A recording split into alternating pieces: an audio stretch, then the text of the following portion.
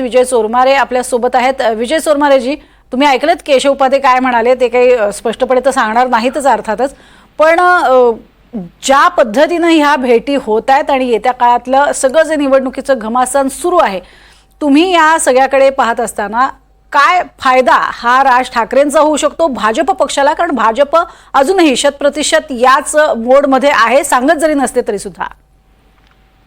एक गोष्ट आहे की आता सगळे मुंबई महापालिका ही आता राज ठाकरे यांची भेट ही प्रामुख्याने मुंबई महापालिका या अनुषंगाने असू शकते।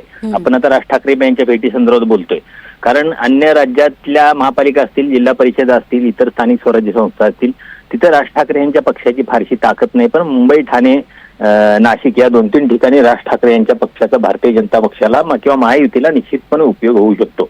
हे एकीकडे चित्र आहे। त्याचबरोबर 2029 मध्ये भारतीय जनता पक्ष स्वबळावर लढेल असे अमित शहा यांनी ऑलरेडी घोषणा केलेली आहे। त्यामुळे त्या दृष्टीने भारतीय जनता पक्षाचे प्रयत्न सुरू आहेत आणि त्या दृष्टीने ताकद वाढवायची असेल तर स्थानिक स्वराज्य संस्थांच्या मध्ये अधिक भक्कमपणे उभं राहावं लागेल। कारण आता सगळ्यात राज्यातल्या सगळ्यात स्थानिक स्वराज्य संस्थांच्या निवडणुका एका वेळी होत आहेत, त्यामुळे होतील असं आपण अपेक्षा धरूया। त्यामुळे तिथं ताकद वाढवणं आणि तिथं भारतीय जनता पक्षाची ताकद वाढवणं, म्हणजे जिथं भारतीय जनता पक्ष मजबूत आहे तिथं स्वबळावर लढून ताकद वाढवणं, आणि जिथं भारतीय जनता पक्ष फारसा मजबूत नाही तिथं शिवसेना, एकनाथ शिंदे यांचा पक्ष आणि अजित पवारांची राष्ट्रवादी काँग्रेस या दोघांना एकत्र घेऊन भारतीय जनता पक्षाने ताकद वाढवणं। विजय चोरमारे जी, तुम्हाला थांबवतीये।